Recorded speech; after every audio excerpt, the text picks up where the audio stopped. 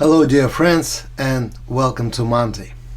You know, for now it's a winter time, it's very cold outside, especially here in Canada. But in my memory for today I want to back to sunny Tuscany. In this year, in the middle of the year, I hold a workshop in Tuscany and it was a beautiful place, very charming. It was an old watermill and we spent 7 days there for painting together, to talk, to enjoy the Tuscany, and that reference photo I took exactly in that place. It's so peaceful, so nice, and because for now it's a holiday time, I want to back on my memory and paint that together with you. As usual, I use the Baohong paper, Daniel Smith paint, and as usual, beautiful music. Let's go!